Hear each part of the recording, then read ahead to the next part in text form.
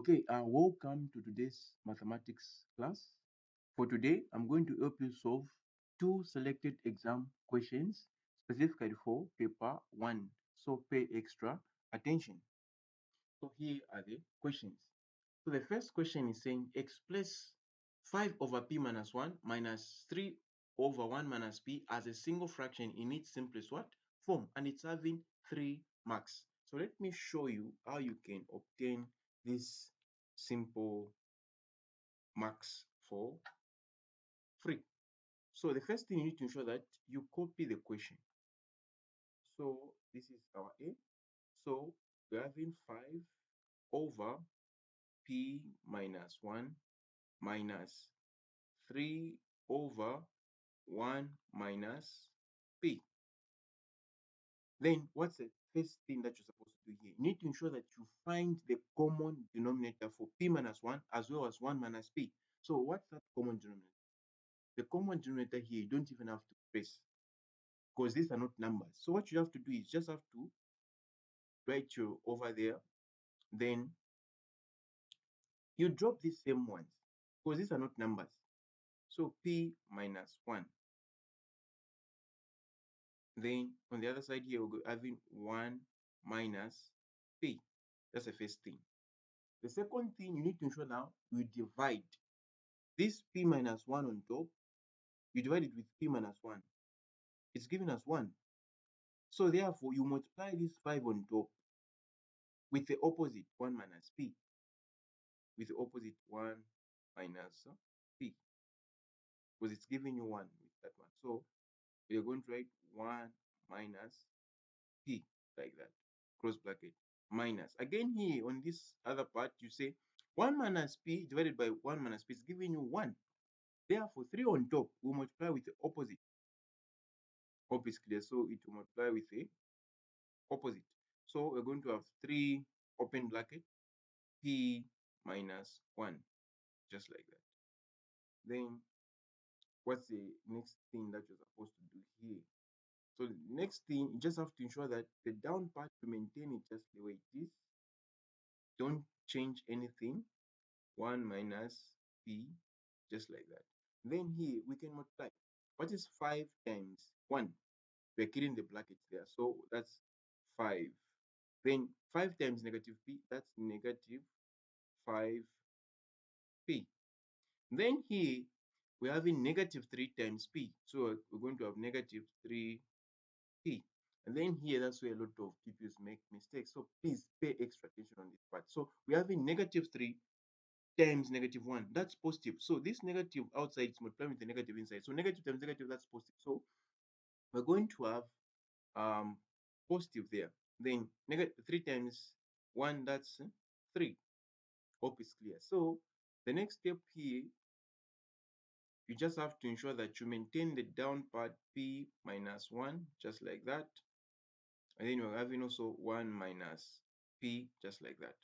Then here, as you have seen, we have like terms. So you can go on if you want by dealing with the like terms. Because here you have like terms already. But if we didn't have like terms, we would have grouped the like terms. So you need to group the like terms.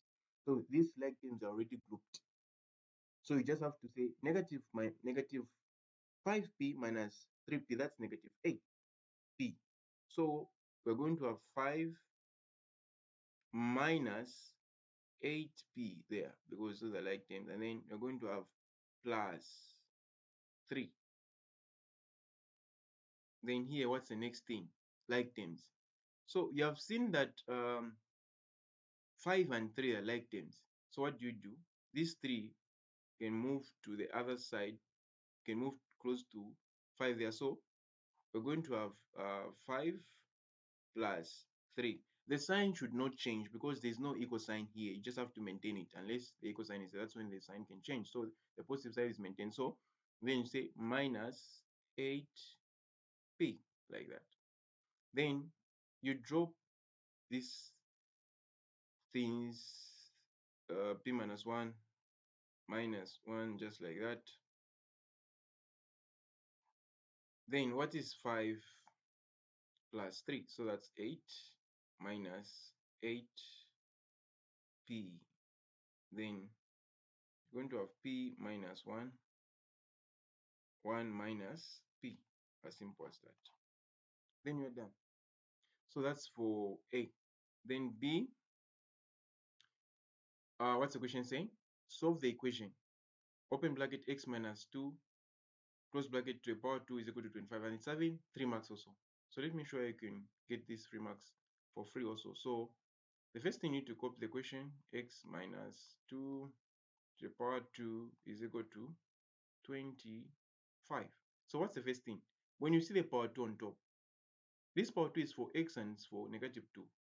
So this is a quadratic equation, and the quadratic equation has 2 answers for x.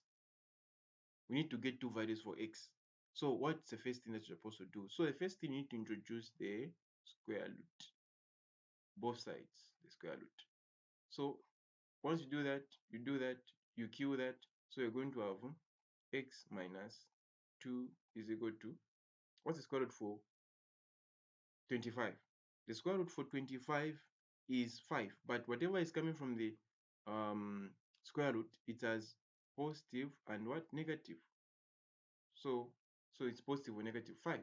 So therefore, we need to split this now. So we're going to say x minus 2 is equal to, we get 1 for the positive 5. Or we say, or x is equal to, oh, it's not equal to, it's supposed to be a minus there, sorry. It's supposed to be a minus there.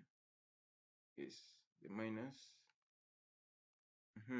So minus 2 is equal to, we get the other one for the negative now. Then once we do that, these are simple equations now. So x is equal to 5 is already there. So when these two crosses, because these are like terms, the numbers, you need to ensure that these two goes there because they're like terms. So that's positive. When it crosses the equal sign, the sign changes. So x is equal to 7. 5 plus 2, that's 7. Then x is equal to, we have negative 5 there. So when this negative goes that side crosses, it changes to positive 2. So therefore x is equal to, what is negative times positive? That's negative. So you subtract, it's going to give us 3. You maintain the sign of the bigger number, which is negative. So that's how we go about these simple questions. So I have this simple task for you. So you need to answer and then you submit this, and I'm able to correct you and to check your work. That's my work. So for online tuitions, don't forget to contact me. Don't forget to inbox me so that I ensure that I check your performance, how you're performing as you are preparing for your exam. So here are the 4 questions that you need to solve for single fraction for you to be safe in an exam.